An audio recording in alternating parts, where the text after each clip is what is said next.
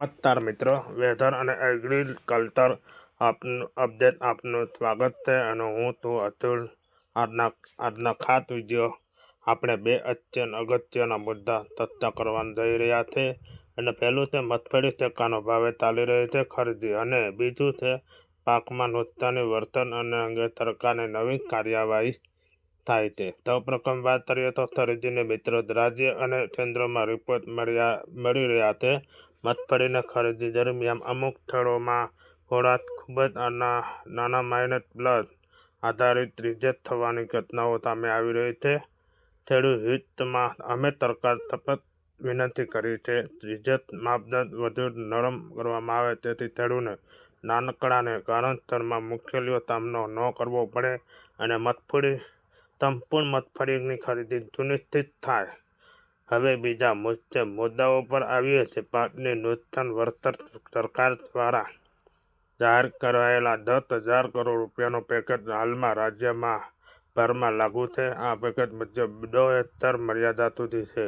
1 hectare જેટલા 22,000 એટલે 2 હેક્ટરમાં 44,000 સુધીનો લાભ ખેડૂત મળવાનો છે.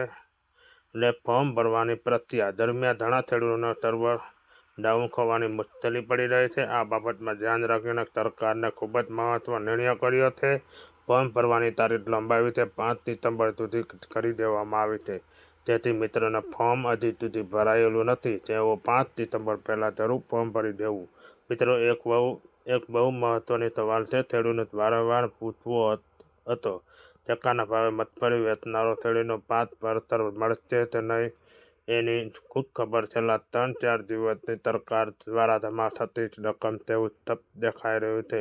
ટેકાના ભાવે વેચનારો ખેડૂત પણ પાકના વળતર જમા થઈ રહ્યો છે અને ખેડૂતને એકાઉન્ટમાં રકમ આવી ગયેલી છે, એટલે બંને તરફથી લાભ મળી રહ્યો છે.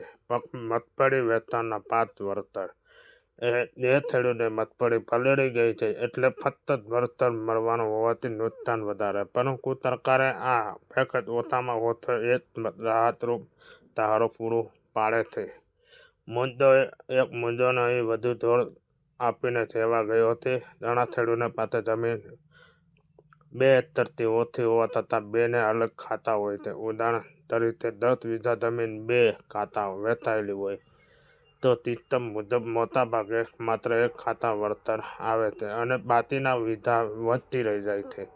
અમે સરકારે આ મુદ્દે સૂચન કર્યું છે જે જમીન માલિકી ખેડૂતનો એક હોય બંને ખાતા મળીને સંપૂર્ણ વળતર આપવાના અંગે વિચારણા કરવી જોઈએ. આવનારો સમય જોવા એવા સુધારા થાય તે આશા રાખીએ છીએ.